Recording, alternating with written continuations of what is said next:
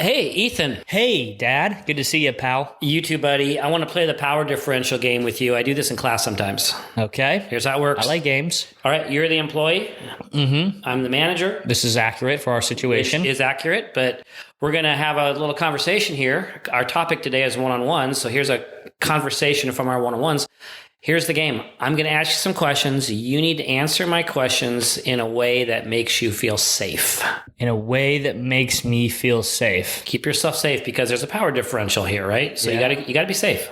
All right, here we go. Let's play it. Ethan, hey man, thanks for hanging out with me and spending some time having coffee with me. I got some questions for you. All right. How am I doing as a manager? I went to a seminar. I figured I probably should ask these questions. How am I doing as a manager? Am I doing okay? No, you're doing great as a manager. Good. Yeah. Thanks, man. I appreciate that. Let me move on. That's good. That's good. Let me move on. Okay. How are the staff meetings going that I'm running? Am I running them pretty well? Are they going okay? Yeah. They're doing well? Good. All right. I got one more. Is there anything you need from me? Anything you've been waiting on? Are we good? You know what? I think we're good. We're good. Hey, buddy, thank you for this conversation. I just feel warm and fuzzy. This is awesome. Yeah, so do I. Thanks, man. Talk to you later.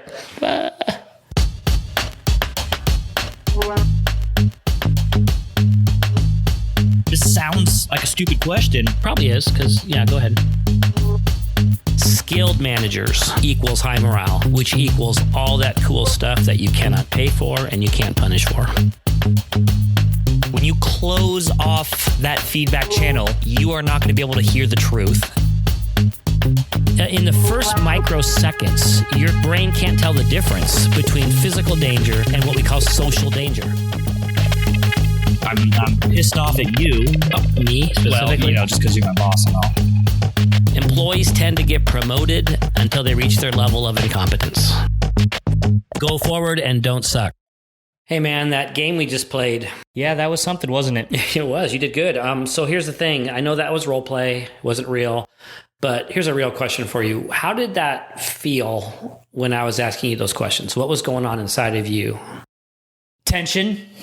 I had the feeling that perhaps you didn't want to know the truth, or you had very specific answers you were looking to get out of me that might not have been my accurate feeling on things. It seemed a bit like a formality rather than actual curiosity and you trying to grow as a leader. Yep. I mean, just the way you phrased, how am I running meetings? I'm doing them well, right? It's like, well, actually, I wasn't going to say that, but it's a little awkward. Yeah, I think that, what happened there, I'm assuming for you, is that you went into a little bit of hypervigilance, like, okay, what does he want to hear? And the rules of the game, of course, were keep yourself safe. But even if I hadn't said that, I'm betting that that's where you would have gone, right? Keep myself safe. This is my boss. He obviously wants to hear good news. So I better give him some good news right now. Right. And you started it with, I just went to a seminar. I figured I should do these things. Bit disingenuous. Obligation. Right. Anyways, folks, hey, welcome back to another episode of the Managing with Mind and Heart podcast. Me, I'm Ethan Nash. Him, he's my dad. Michael Nash. They call him Michael Nash. We are excited for today's episode. We alluded to it a couple weeks ago. We're going to be talking about, like we said, running one-on-one meetings. Yeah, we're gonna dig in this episode into this practice that is, I think, without being hyperbolic, I think it's probably the most important practice that a manager will take on. Really? I really do.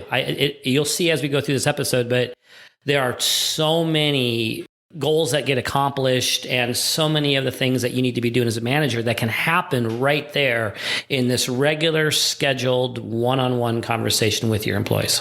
Okay. Let's start off today's episode just by talking about why. The why behind running one-on-one meetings. In a workplace, why do you preach that people definitely need to be having one-on-one meetings? Well, I'll get to that by asking you a question, Ethan. Okay. And as a side note, real quick, I promise the listeners, right, we are going to end this episode with logistics. We're going to talk about how often, how long, we're going to talk about all that. So if you're kind of feeling anxious as we go through this about, well, how do I do this when I have this many employees, or how often are you talking about? Don't worry about that. We're going to get to that. So to get there though, let me answer your question with a question. What do you think are the benefits? And listeners, you can be thinking about this as well. What are the benefits of intentional, regular, one-on-one conversations versus the, come see me whenever you need me, open door policy? What do you think? I think it goes back to those top 15 management skills that we talked about in the last, the two most previous episodes. It's understanding what your employees need from you in order for you to best lead them. Okay. Yeah. So right? one of the benefits of one-on-ones, one of the reasons we do them, is to really get to know our people in the sense of what do they need, right? What does it mean for me to custom fit my management for this person? There's not a better way to discover that than intentional scheduled time. Let's do another one. Here's another benefit. Open door policy, come see me whenever you need me. Can we agree that the topic quite often is going to be a problem? There's a fire, I need you to help me put it out. Sure. I have a question, there's a problem. Not always, but what that means is that these open door policy conversations are quite often going to be more reactive as opposed to proactive. Because here's what's not going to happen in a open door policy. Your employee comes in, hey, I've got this problem. What do you think? Okay, I'm going to help you with it. Just before you leave the room, I'm not going to say to you, oh, by the way, what would you like to see less of or more of from me as a manager? Right? It doesn't really fit right there. The employee's like, what? Catches them off guard. It's kind of weird. It's out of place. Well, your open door policy is not going to be the place where you're going to actually have these conversations that you really have to be having. Those are going to happen in these one-on-one conversations. Right. Also, with an open door policy, you might have, frequent flyers and some people that never choose to fly. That's exactly right. So there's a third reason. Our one-on-ones are going to kind of even out I'm going to be distributing my time and I'm going to be getting to everybody as opposed to, the people that are always using my open door policy versus those people that really should have been using it. Right. And that again goes back to the top 15 management skills. That's called being fair and equitable. Yep. Right. Yeah. That was number 4. Here's another reason we do one-on-ones.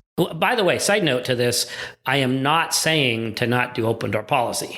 I mean, I'm not replacing that with this. Right. Open door policy is, that coupled with management by walking around, you should be doing that anyway. Yeah, these aren't mutually exclusive things. You can do both at the same time. That's exactly right. But here's another reason why the one-on-ones really kind of cover the bases. Open door policy, who's pursuing who? It's the employee pursuing you, right? One-on-ones, I'm pursuing them. I am showing interest. I am getting together with you proactively to ask questions and to build relationship. I'm doing that because I value our work relationship, as opposed to, in a sense, open door policy, if done poorly, can basically be, look, when you need to be managed, come see me. Right. that kind of defies the very definition of management. Right, which is about relationship building. It's about encouragement. It's about, lots of other things. Yeah. I mean, and again, it's ultimately about knowing who your employees are. And if you don't spend time with them, intentional time with them, you're not going to be able to understand what they need, like we've said. Well, and let's top that off with one more kind of really important concept about this. Management is about building trust and respect with your people. And one of the things that gets in the way of that is the power differential, which we've talked about before, right? So here we are, power differential, cross the threshold, approach the throne to tell me you've made a mistake or to present a problem to me. Depending on your background and your personality and your personal sort of mental health and lots of other things, you're going to have more or less trouble with that. Approaching me, asking for what you need. In so many ways, I can bridge the power differential gap by pursuing you, by building trust and respect through relationship building and et cetera. So what we'll be talking about today, before we get to the logistics, is what are these one-on-one meetings? Like, what do they look like? What are we talking about? That sounds good. With that, let's just jump into how to actually have these meetings, right? I think we covered enough about why you need to have them. So we've decided you're going to start having one-on-one meetings with each and every one of your employees. Again, we'll talk about the logistics down the road here. What do those meetings look like? What type of questions should you be asking in those meetings? And should you be asking the same questions every time? I mean, there's like, what's going on? Yeah, this is complex, partly because there's a lot of freedom here. There's not a recipe here. There's more of a menu. So we're going to kind of point out some principles and some best practices. Here's the bottom line, and we'll walk through several different concepts here. But these regular meetings are you're trying for what we call a task person balance. Your task person balance. You're not just being tasky. This is not just a well. Here's actually kind of a little example of this. I was teaching one-on-ones years ago, and just before I could even roll into it, I just mentioned one-on-ones. One of the people in class, she spoke up and she goes, "Oh, I've been doing one-on-ones with my people for years. They're awesome. They're so helpful." And I'm thinking to myself, well, this is great. Here's a fan. Here's someone who's going to support what I'm teaching. So I said, "Oh, that's awesome. Tell me about your one-on-ones." And she goes, "Okay, they're 8 minutes long." And immediately my alarm bells are going off. Quite specific. That's very weird. Like not 10, not 5. Exactly 8. 8 minutes long. And so I said, "Okay, what are you doing in your 8 minutes?" And she goes, "Oh, well, we go over their tasks. We go over their stuff that's going on that week. We, talk through what's on their plate." Well, great. There's nothing wrong with that conversation. I mean, if you want to have a weekly check-in with your people, one-on-one, to talk about their tasks, to make sure you're both on the same page and, your air traffic controlling, nothing wrong with that. Go for it. That's not what we're talking about. We're talking about a conversation that's not going to be as frequent as once a week. It's probably more like once a month. And it's a conversation that might include some tasky things, but it's also going to include some things that aren't going to show up in a task list. Okay. Right? Things like, again, I want to ask for some feedback about myself as a manager. Mm-hmm. It might be, where are you on the challenge competency continuum? And we talked about that back in episode 1 or 2, I think. Are you feeling overly challenged? Are you feeling a little bored? What can we do to it? What can we do to adjust that? It could be, I'm going to be making a decision. I'd love to get your input. There's lots of really cool things. In fact, here's a way to conceptualize this. We just spent 2 episodes on the top 15 management skills. These one-on-ones are literally where, for the most part, you're going to be delivering your 15 management skills. Mm-hmm. It's right there. Now, when you look at the 15 things, some of those are a little more tasky. Mm-hmm. Make your expectations clear. Mm-hmm. Some of them are more relational, right? Asking their opinions on different things. So that's the bottom line. These are summit meetings. These are kind of a get together, maybe have a cup of coffee, get someplace that feels comfortable. And you're really going to have a conversation. Okay, well, let's be very clear here. Let's talk about, objectives. What are your objectives as a manager with this meeting? Like, meaning walking away from this meeting, what should be accomplished? Should there be anything specific to be accomplished? It's going to be hard to put a specific label on this. What I would rather say is your goal, and I know this is going to sound fuzzy for some of our listeners. Here we go. Yep. Your goal is relationship building. And let's define that. I don't mean friendship building. And kumbaya, circles. Don't get all weird on me, buddy. Okay, let's start with this. First of our 15 management skills, right? Show caring and respect. That's kind of a headline for the idea that I'm going to be spending this monthly or whatever it is, this time with my employee, one-on-one, building trust and respect. And so that's really the goal. It's not a definable black and white check a box thing. This is really about, I'm going to spend regular time with you. In some cases, just kind of dealing with whatever we need to deal with, right? There's not going to be a really firm agenda necessarily. Mm-hmm. But my mindset is going to be relationship building, checking in, supporting you, finding out what you need. Here's the best way to look at it is go back to those 15 things. Look at that list. That's your goal. And here's a side note. I don't mean you're going to do those 15 things every time. Right. And I'm not even kidding. I actually had a manager who, after class, made a checkoff sheet of the 15 management skills with the intention of bringing those to his one-on-ones and literally checking off all 15 things. Number 9, be approachable. Yeah. Number Nice one. to see you. Welcome to my office. Check. Right. How's your wife? Caring and respect. Check. Right. No, the idea is over time, as you're having these one-on-ones, you really are going to be working through those 15 management skills. And so that's kind of the answer to your question. It's a little bit fuzzy, right? What's the objective? What's the goal? It really has to be relationship building. And if you remember that, you will then not be tempted to go back into a really tasky, hey, how's your task list? Okay, got it. Check. Let's be done. Right. Is it fair to say, though, like the overarching goal with any of these one-on-one meetings is to understand that employee better, to understand their needs better, to understand their motivations better, to understand them as a human being better? I think that's one of the goals that I would probably put as a subset under relationship building. Right. Well, I think relationship building is tied into that. Yeah, for sure. You getting to know them better as a person. That's part of you can't do that without building relationship with them. And the more I know those things, as you're pointing out, the better I'm going to manage you, the better I'm going to be able to meet your needs and, support you and equip you, the more I know you. So yeah, think of it as trust and respect, getting to know that person, relationship building. Now, this seems simple. I don't know if that makes sense. Maybe not simple, but conceptually, this is simple. Mm-hmm. But as we all know, we're just busy, right? Mm-hmm. We're busy at work. We're getting our tasks done as managers. It's really hard to keep this in mind that probably the most important thing I'm going to do as a manager is build trust and respect with my people. So we have the, that kind of tasky, how'd you say it? Tasky relationship. Task person balance. Right. What happens when you leave out the person and it's just tasks? Yeah. Well, because I've had those one-on-ones, not with you necessarily, but necessarily. Yeah. No, if that's the pattern, meaning my boss's one-on-ones with me are just sort of check-in task-related meetings. Again, there's nothing wrong with it in the sense that that person keeping a tab on my tasks and supporting me in that way is great, but it does nothing to alleviate the power differential. In fact, if anything, it emphasizes it. And what happens if you don't alleviate the power differential? Then I'm unapproachable. That person's not going to be willing to come talk to me with authenticity. They're going to be more afraid to point out or to admit a mistake or an error. They're not going to give me feedback. They're not going to show up as their best selves. They're not going to bring their hearts and their minds to work. So this is really big. I mean, it's conceptual. It's a little fuzzy, but the idea is relationship building with your employees doesn't happen by itself. It doesn't happen magically. It happens because you, as the manager, put effort toward it.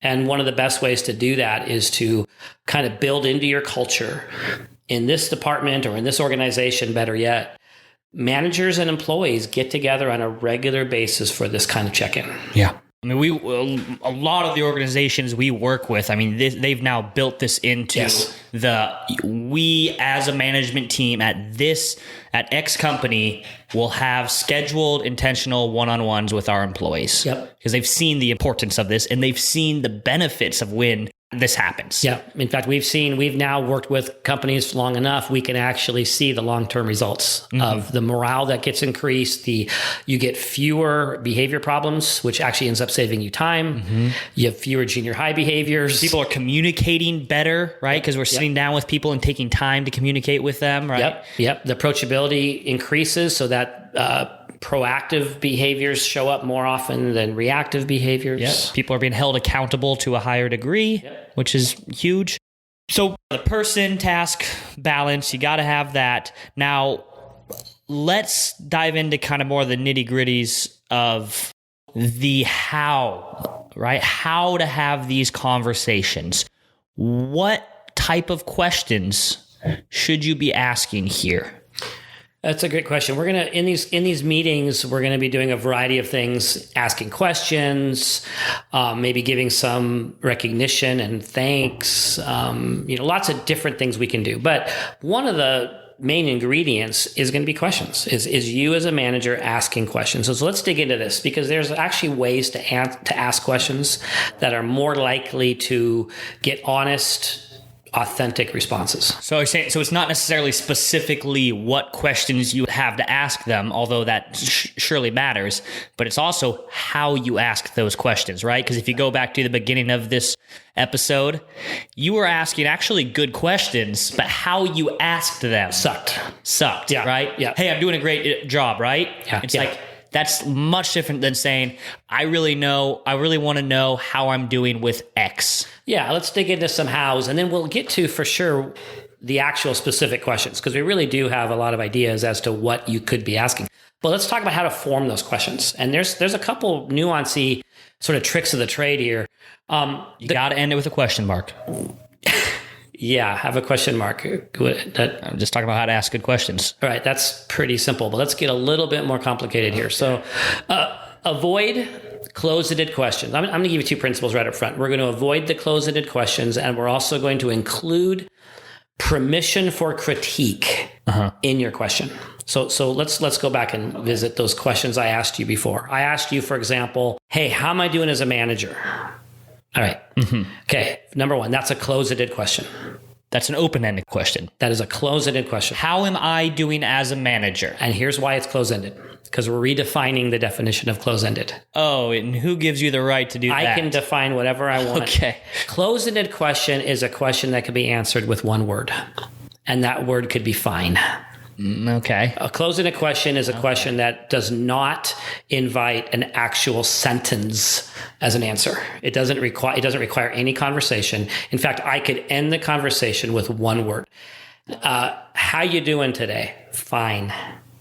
Am I doing well as a manager? Yes or no, right? See. So when you're saying closed-end questions, it's literally questions that you can't answer with a yes, no, great, fine. You have to elaborate. Yes. You have to expand. That's exactly It's going to take some cognitive effort. Right. So here's the difference, right? How am I doing as a manager?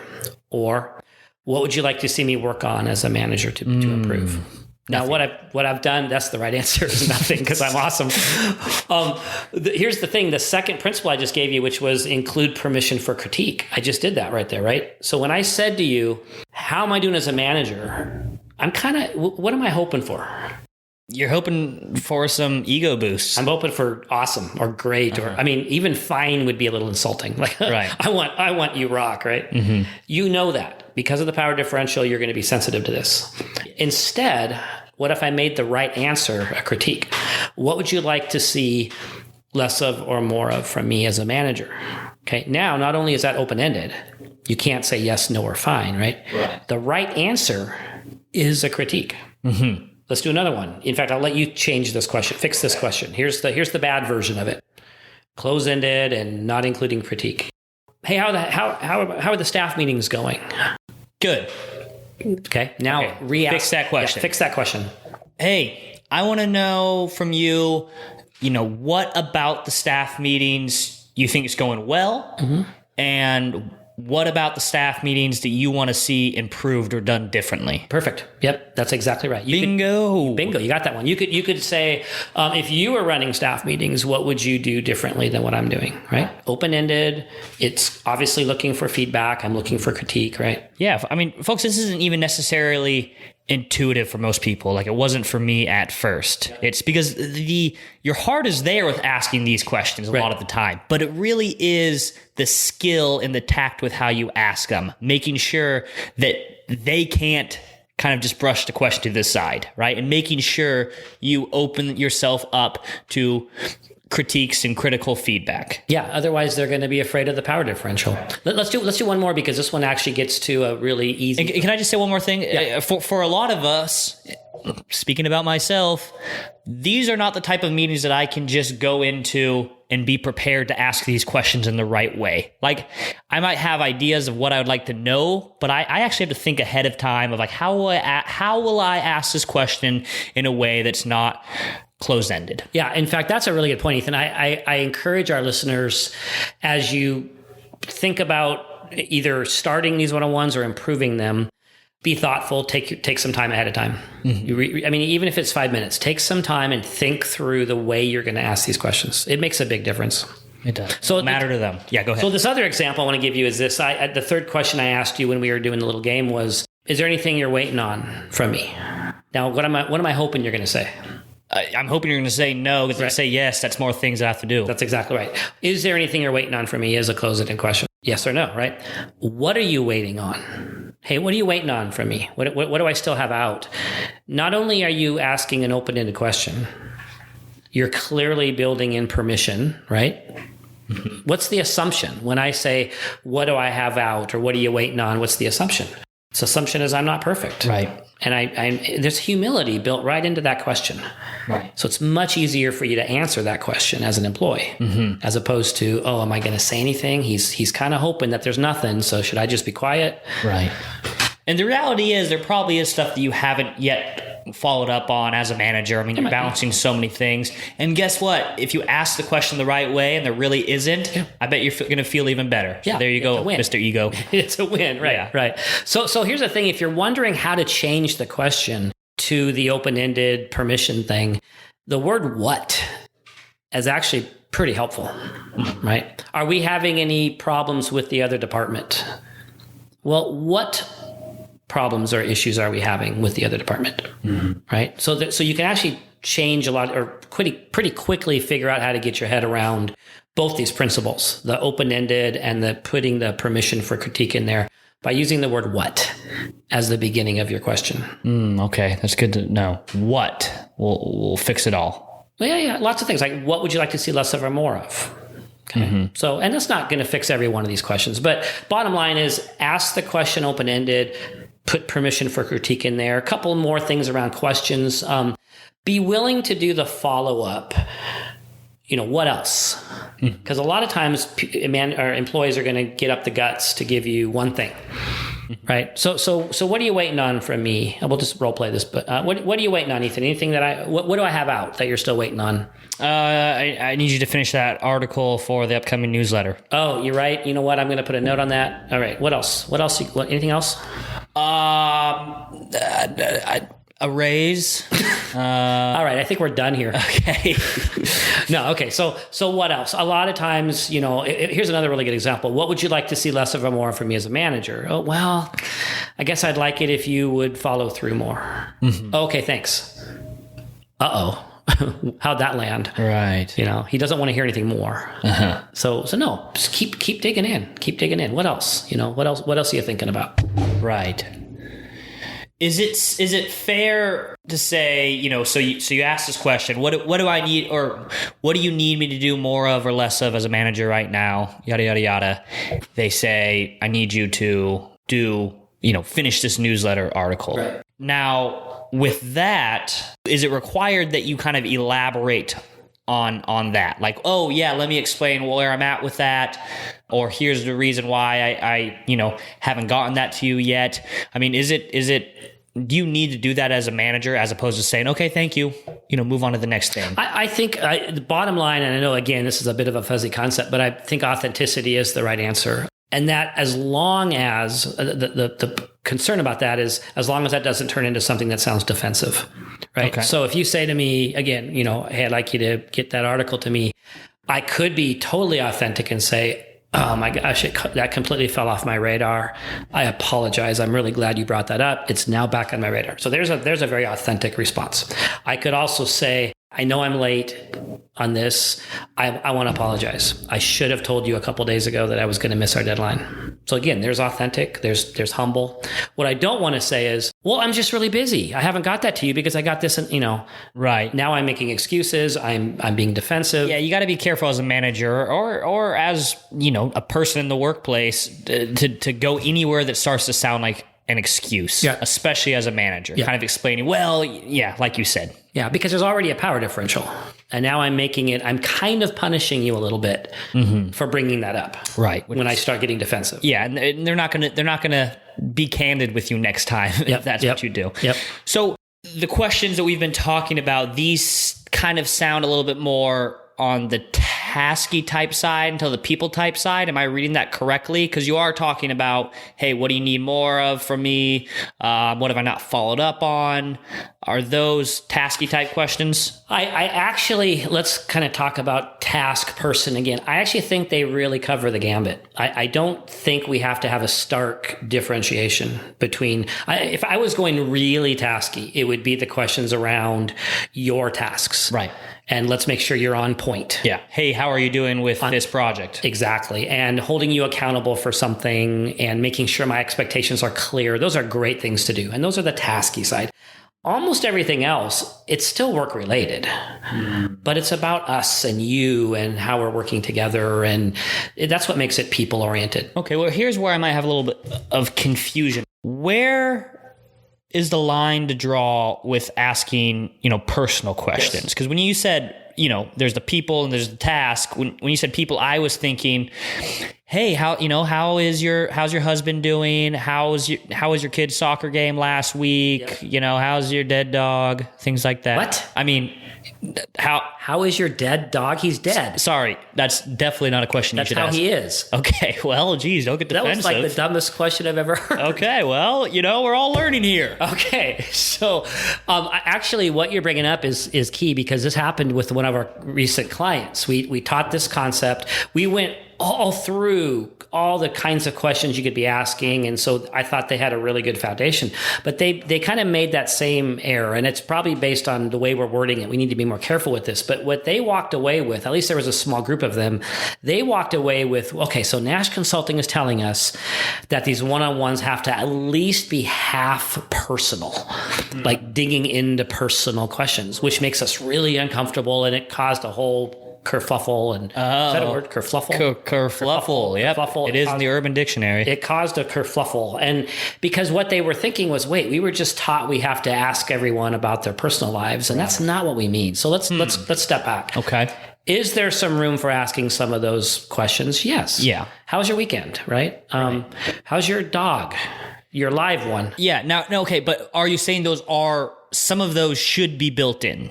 I think here's the bottom line. You are going to get to know your people. And you're going to be able to figure out that this person here, right, Deborah from accounting, she has very clear boundaries around talking about her personal life. You've noticed it. She gives you short answers when you ask about her vacation. Right. She doesn't want to go there, and you have situational awareness. You pick up on that, and you just say to yourself, okay, I'm not going to go there with her. Yeah. I'm going to be more cautious about that. She doesn't talk about personal stuff. That's fine. That's fine. Don't push and pry. Now, I'm not going to leave out, though, just because it would be weird to leave it out. I'm still going to say things like, how was your weekend? Right. And if she wants to say, fine. How's your day been going so far? Exactly. We're still going to be nice. We're going to still be relational. Now, this other person over here, James from engineering, he'll bend your ear for an hour about his hunting trip and how things are going with his one kid who's having trouble in school. That's just a smile and nod kind of conversation, right? You're going to get into it depending on how much time you have, and you're going to go there, again, using your own boundaries.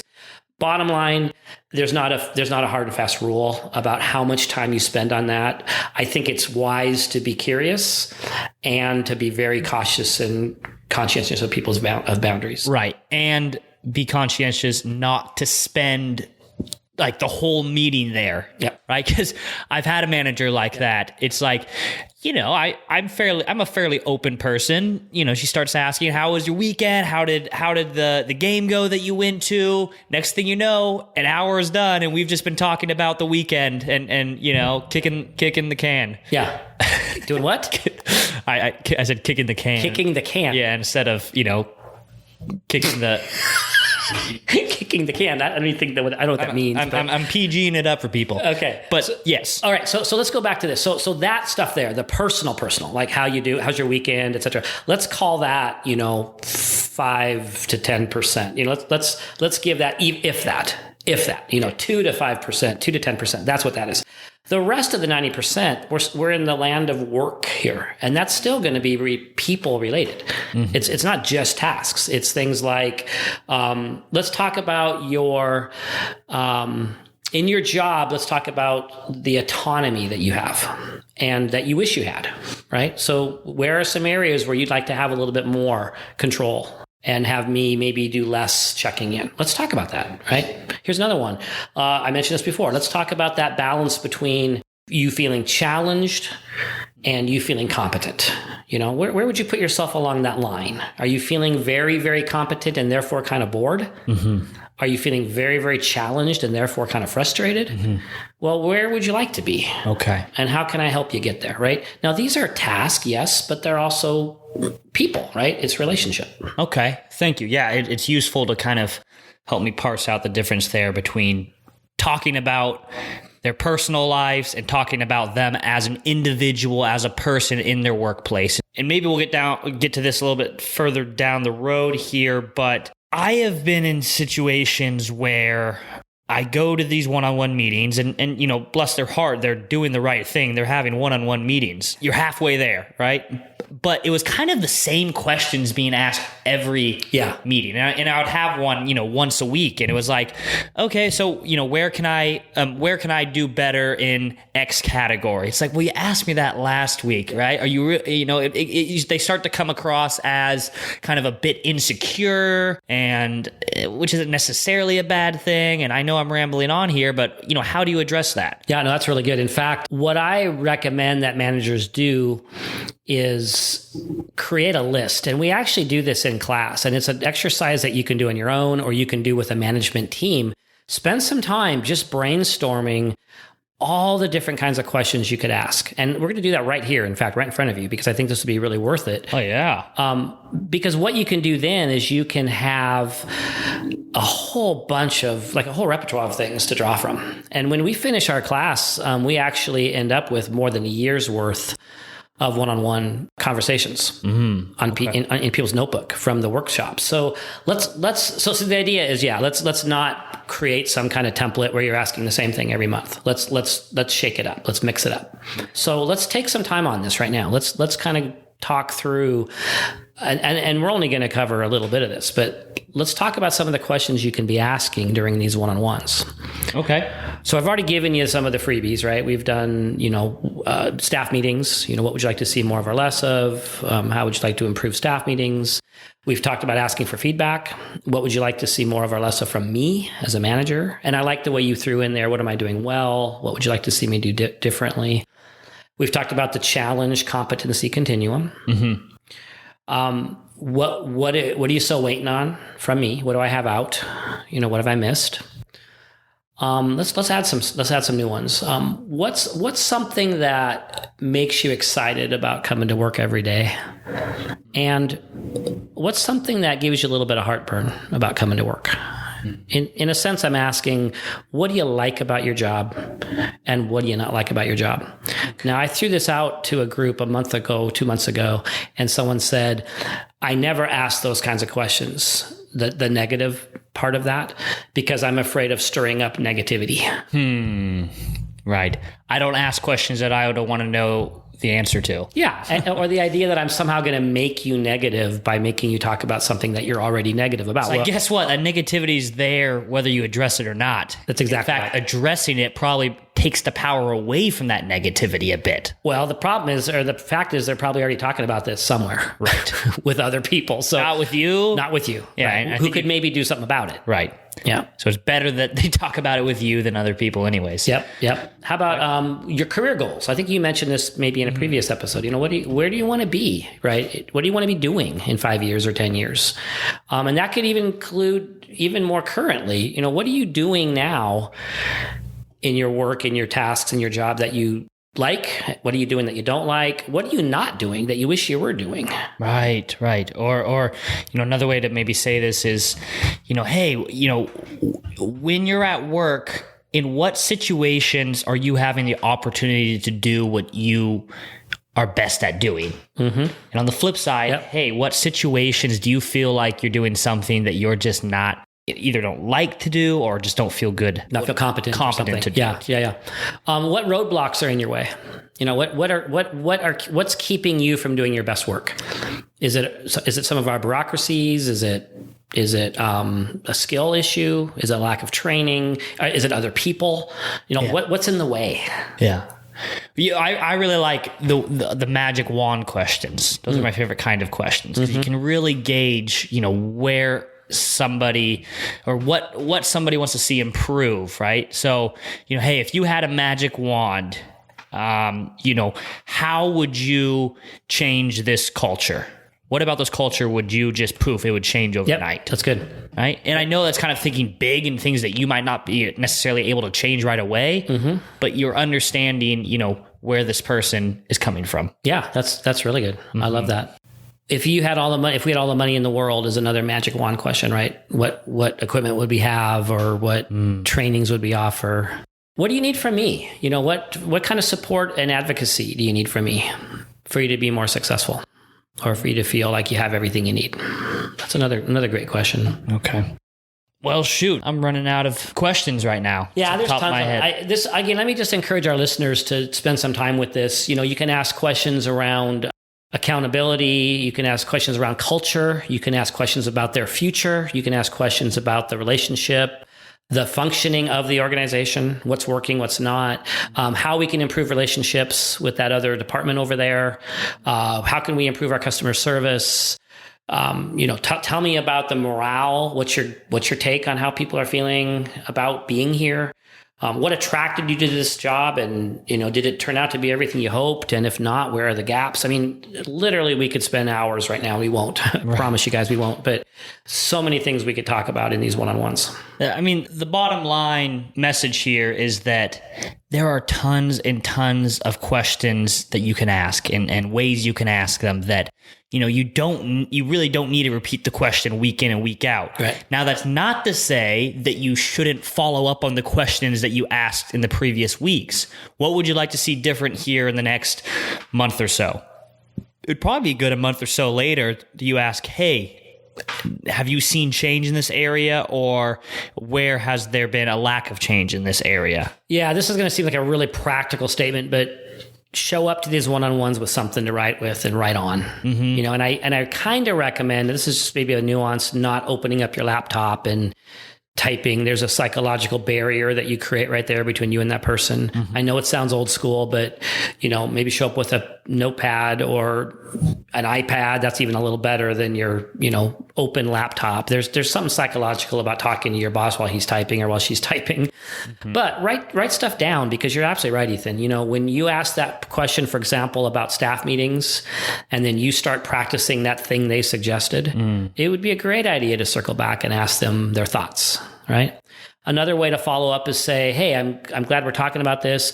I'm going to be collecting this information from each of the employees during this round of one-on-ones. And so I'm going to be gathering your guys' thoughts from these conversations. And then I'll circle back with you guys as a group. Yes. And we'll talk about this. You just got to write it down. Yep. Your head's for having ideas, not for holding them. Your head is for having ideas, not for holding them. Yeah. I like that. All right. That's really good. Hey, one more thing about questions. For some of the questions, you're going to want to preload the question as opposed to catching them off guard right there in the moment. And this gets to our whole preview for our listeners, right? We're going to be talking about behavior styles at some point, but half of us are what we call processors and half of us are expedients. And there's a lot of differences between processors and expedients. One of the differences is the way we process. Processors are more likely to think to talk, and expedients are more likely to talk to think. Which one are you? You know which one I am. So half of the people in this room are expedients and half the people in this room are processors? That is actually true in our case. Okay. It's also true in almost every marriage or partnership. A romantic partnership between you and somebody else. Almost always one of you is going to be a processor and one of you is going to be an expedient. Now, in my marriage, it shows up like this, especially our first 5 years of marriage. We're having an argument about something. I am chasing her around the house, trying to get her to talk to me so I can process. And she apparently can't process while being chased. Right? She's got to be alone. Imagine that. Yeah. She's got to be alone, and then she can process it. And then she can talk about it. And the reason this is relevant here is because when I'm sitting down with someone who's a processor, and I say to you with no warning, no prep, hey, Ethan, what would you like to see more of or less of from me as a manager? It's likely that you'll have something really good to say tonight. Right. But at least in an hour. In an hour, right? But not right that second. So then you stutter and stumble and don't quite get out what you want to get out. And it turns out to be not a very satisfying or effective conversation. Right. And if you're an expedient who talks to think, preloading for them is also helpful. because I'm an expedient and you ask me a question, I promise you I'll have an answer. But it probably won't be the answer that I wish it had been. Right. If I had given myself an hour. I see. Or 5 minutes, right? So preloading the question just means occasionally when you're going to ask kind of one of those deep dives, you might want to put out an email to your group if you're going to be asking everyone that question, or at the previous staff meeting, just say, hey guys, I'm going to be looking for some feedback this coming month during our one-on-ones about this decision I'm about to make. Let me bounce it off you now so you guys can be thinking about it, because I'm going to be asking you about it later. Yeah, and I love that. And I would actually, I would encourage everybody to do that, because you accomplish a number of things there. First, if you're sending out, some questions that you plan to cover in the meetings and you send them out ahead of time, you yourself are kind of forced to then prepare for that meeting. Yeah. Right? Think about what questions you're gonna ask. That's one thing you accomplish. Two, what you just mentioned, it helps you and them have a more fruitful conversation because they've thought about these answers ahead of time and you can get right to it. You're saving time because there's not a lot of kind of back and forth of thinking and stuff. They've thought about these ahead of time. And you got something to say? And it's very respectful because putting someone on the spot and then having them stumble or not say something they wish they would have said, or in my case, saying something they wish they hadn't said, it just creates an uncomfortable environment. So let's respect our people enough to be proactive and give them some time to think about it. Now, this won't happen every time, right? This is a bit of a high bar for me to be that proactive every time. It's not going to happen. If you didn't preload, you can actually sort of preload right in the conversation. Hey, this 45 minutes we're going to spend together. Toward the end, I'm going to be asking you for some feedback about my management skills and what would you like to see less of or more of. Just kind of tuck that in the back of your brain as we're chatting about other things. Now, that's not ideal, but it actually works. It helps people to process, kind of in the background. I'm choking up over here. That's all right. Let's change gears a little bit here. We'll still be talking about one-on-ones. We've discussed the why. We discussed kind of more of the how, what type of questions to have. I mean, there's a lot to talk about there. But let's talk more about the logistics, right? The wins, that type of thing. My first question to you is there an ideal place to have these one-on-ones, and is there just straight wrong places to have these? So physical places. Physical locations. Let me start with just a really funny, weird little story.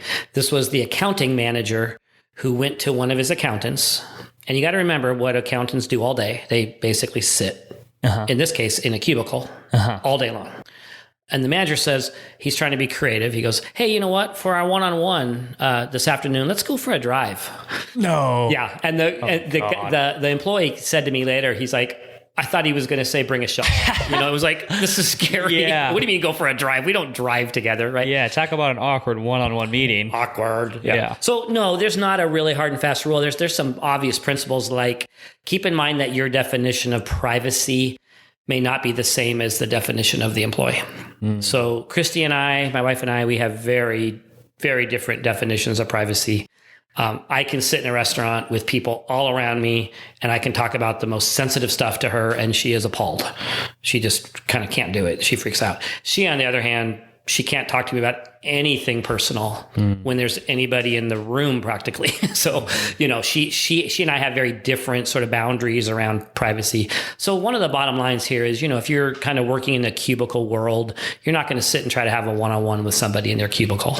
You're going to look for a conference room. You're going to find a corner in the cafeteria. You're going to go down to the Starbucks and find a place that feels comfortable for the both of you, that feels private, even though you're in a public space.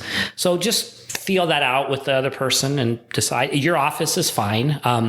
There's a little bit of talk about, well, that's not neutral and that feels power differentially. Your office is fine, especially if you have a place to sit in your office that's not with a big desk between you and the other person. If you can sit to the side around a little table or something, or, pull up a chair next to that person. So I have a buddy, and I was talking with her kind of just about one-on-ones and the importance of having them, and she really got it. But her concern was like, look, I manage 25 people 25 people. If I had a weekly one-on-one, I would be doing nothing else than having one-on-one meetings. Even if it a monthly one-on-one, that would be too much. Yeah, so 25 people. Now, on the other hand, I've managed a team of 4 people before, and that was pretty. I could have a one-on-one, every other week, and it was just fine. So, is there a sweet spot with how often you should be having one-on-ones? And what if you just manage too many people that it's not possible to have one-on-ones, often? Yeah, this question comes up all the time. And so, again, let's differentiate between different kinds of conversations. If you're having, quote, one-on-one conversations with your employees almost daily, just because you have to do that to do your job, and you're doing it because you're being relational and checking in, hey, how's your weekend? I mean, keep doing all that. That's not what we're talking about. Those touch-ins or, whatever, those just happen. If you're doing a weekly sort of, let's look at your tasks, let's look at the week ahead, for example, let's kind of outline what we're doing, keep doing that. Mm-hmm. That's not this. This is a little fuzzy, but roughly we're talking about the kind of conversation that should happen about once a month. Okay. So if you're looking for a sweet spot, now I've worked with plenty of managers who are doing this kind of thing every other week, and it seems to be working. Yeah. And I've worked with managers who are doing this weekly. I've also, though, twice now in the last couple of years, have had employees come to me and say, would you please tell my manager to stop meeting with me every week? I got things to do. I've heard this before. It's like they ran out of things to talk about 4 weeks ago. It's like, well, yeah, you having it every week. That can be difficult. Yeah, these are deeper dives, right? Mm-hmm. These are like asking for feedback and checking in on their career path and all these things. Every week feels like you're wringing the washcloth dry and it's already dry. You're still wringing it, right? So that was a dumb analogy, but it kind of worked for me. Yeah. So, monthly is the sweet spot. And now we get into numbers. All right. So I've got 25 people. Yeah, that's not going to happen. So I've got 8, let's say I have 8 employees. Monthly works pretty well. To me, that's the sweet spot. If I had to kind of define the exact right amount, a number of employees and for a monthly conversation, I would say about 8. That's just about right. What that says is like more than 8 people would be too much to have it monthly, is what you're saying? I would say we're getting close to that. I would say 8, that means that twice a week I'm having this important one-on-one conversation. Now, if I can do 3 of those a week, then I can bump that up to 12. And that could work. I've seen managers who've done it. 3 times a week, they have a one-on-one. They're touching bases. Keep in mind, the time you're taking there pays itself back. Higher morale, more engaged employees, better relationships, more trust. It pays itself back. Mm-hmm. So 3 45-minute conversations a week does not seem like too much to me. Yeah, it's worth what the benefits are at the end of the day. Absolutely. So 8 to 12 monthly, again, this is dependent on how much of a quote working manager are you? Are you unfortunately that manager who was promoted and you still have to do everything you were doing before, and now you have to manage people because your boss assumes that it doesn't take any time to manage people? Mm-hmm. It's going to be really hard for you to find these 3 45-minute chunks, maybe. Hopefully that's not the situation you're in. Hopefully you have some time and some margins in your management life to be able to spend time with your people. So long answer short, 8 to 12 people, depending on your circumstances, is about right. When you start getting into 15, 16, 20 people, you're going to have a different game plan. You're going to have a one-on-one every 6 weeks. You're going to have a one-on-one every other month. You're just going to have to stretch it out. But once you start stretching and you're all the way up to now quarterly, it just starts to take on a different feel. Right. It starts to feel a little bit more formal. Right. It's more of like an evaluation, almost quarterly yes. Evaluation. But okay, so I mean, what do I tell my friend? Like, how do you like it if she were to do it, if she were to do a few a week, still every employee would only be met with more or less once a quarter. Yeah, she's probably at that. Is there nothing to do about that at this point? If she has time for, let's say, 3 a week, right? Then that's 12 people a month. So she could do every other month. Okay. She'd be close to the every other month mark on that. Okay. If she can't, if she has to stretch it out, do it. I mean, what we're saying to managers is even if you have to go to quarterly, if you're going to do that, make them count. make them rich, make them, find a spot where there's, have a cup of coffee or whatever, make it feel like we're going to spend some time together. Maybe spend an hour and a half with the person, because it's only once a quarter. Dig in, ask several questions, make sure you preload those questions so they have time to think about it. Don't make it evaluative.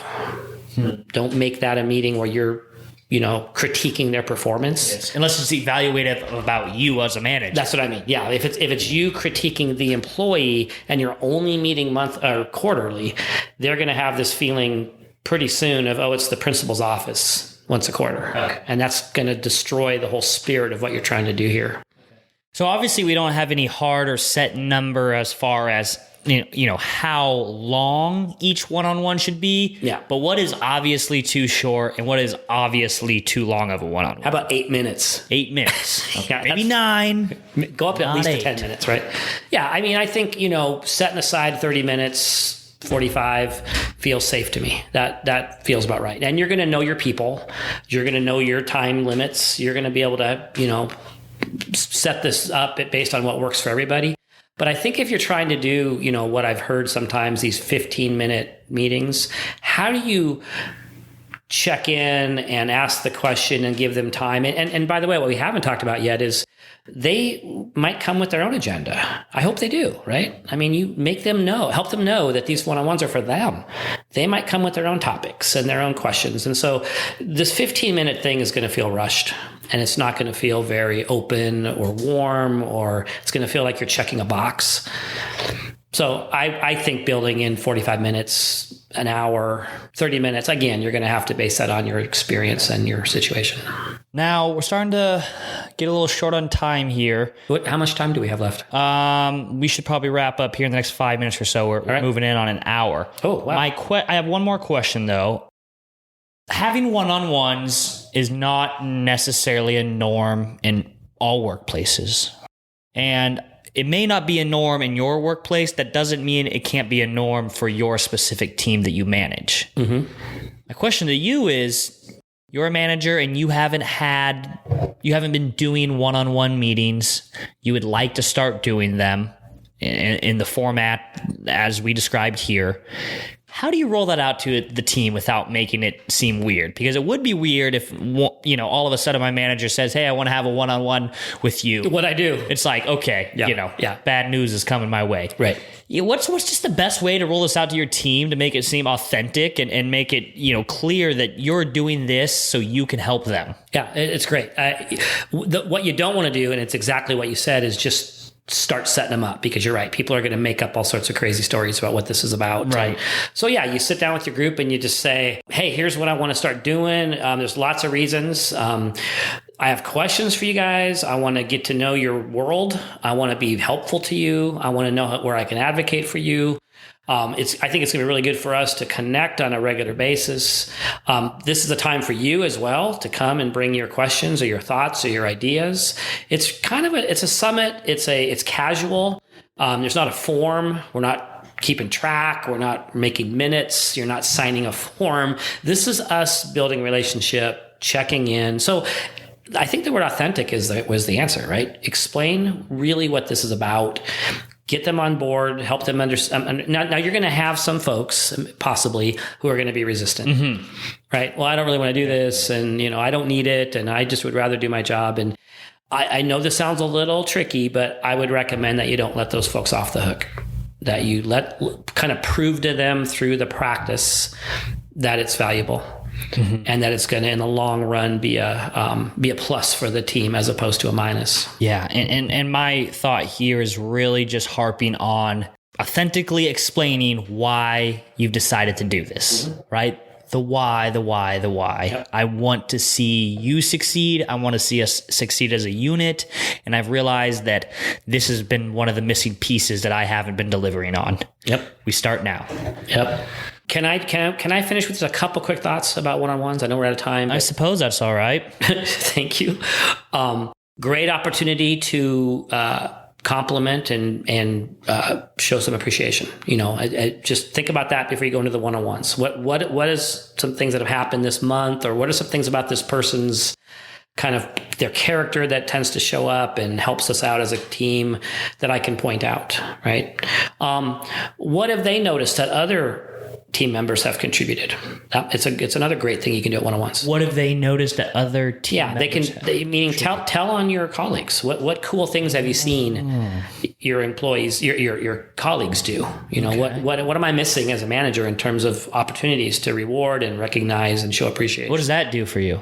For me? Or for them? Well, or both. For all of us, it actually starts to build this culture of noticing the good, right? And it also helps me have eyes, in the back of my head, right? I have other people now that are, looking around and looking for wins and victories and successes. And that helps me now to have more opportunities for praise and recognition.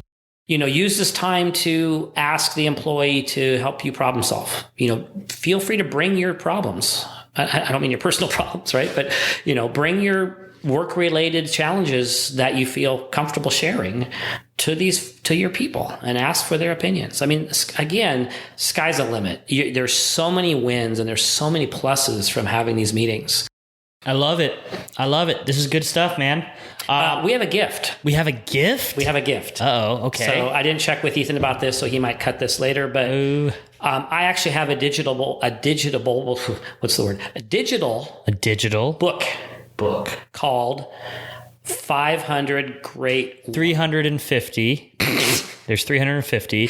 Yeah, are you looking at what I'm looking at? I know what you're talking about. See, my screen just went blank. I literally just lost power and I just made it up. We still have a gift. It's just not as big as we would like it to be. I tend to 350 great one-on-one questions. 500 would be better. 500 would be better, but you have to come up with the other, 250. 150. Math. All right, so in any event, 350 great one-on-one questions. If you email us at contact@nashconsulting.com. Again, that's contact@nashconsulting.com. We will send you free of charge this digital book called 5,000 Great One-on-One Questions. No, it's a really good resource. Yep. So again, email me, contact@nashconsulting.com. We'll send that book right to you.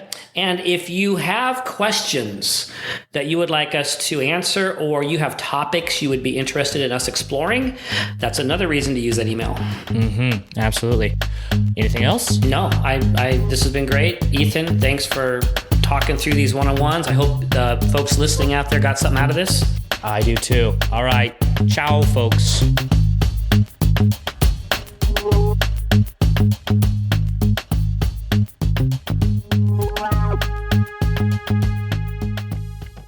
Hey folks, one last quick word here. This is Ethan, by the way. If you've found value from listening to this podcast and you'd like to support us, there are a few things you could do. First, you could go to Apple Podcasts or Stitcher and leave us a review. Leaving us a review helps other people find the show. You could also share these podcast episodes on your social media pages. You could blog about them. You could talk about them on your own podcast, or just tell all your friends and colleagues about it. Whatever you can do to help support us, we do appreciate it. Really. All right. Bye.